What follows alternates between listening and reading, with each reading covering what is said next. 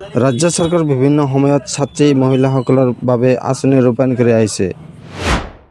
প্ৰজ্ঞান ভাৰতী আঁচনিৰ অধীনত উচ্চতৰ মাধ্যমিক প্ৰথম বৰ্ষত উত্তীৰ্ণ হোৱা ছাত্ৰীসকলক স্কুটি প্ৰদান কৰাৰ ব্যৱস্থা আছিল।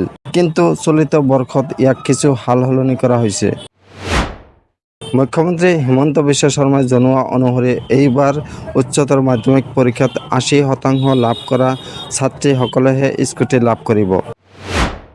শৰ্মাই কয় যে এইবাৰ পৰীক্ষা অনুষ্ঠিত হোৱাৰ আগতে বিজ্ঞাপন দিয়া হৈছিল যে এইবাৰৰ পৰা ৮০% পালেহে স্কুটি লাভ কৰিব। শৰ্মাই কয় যে ৰাজ্য চৰকাৰে নিযুত মইনা আঁচনি আৰু স্কুটি একেলগে প্ৰদান কৰিবলৈ সক্ষম নহয়। স্কুটি বন্ধ কৰিব নালাগে, কিন্তু একদম বন্ধ কৰি দিব নোৱাৰি বাবে ৮০% লাভ কৰা সকলকে স্কুটি দিয়াৰ ব্যৱস্থা কৰা হৈছে। ইয়াৰ বিপৰীতে বাকী ছাত্ৰীসকলে নিযুত মইনা আঁচনিৰ ধন লাভ কৰিব। শৰ্মাই কয়, নিযুত মইনা আঁচনিৰ প্ৰপত্ৰ পূৰণৰ কাম ইতিমধ্যে আৰম্ভ হৈছে। কিন্তু এইবাৰ নিযুত মইনা আঁচনি কিছু সম্প্ৰসাৰণ কৰা হৈছে।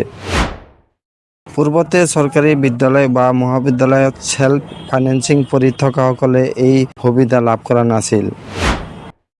এইবাৰৰ পৰা তেওঁলোকেও নিযুত মইনা আঁচনিৰ ধন লাভ কৰিব।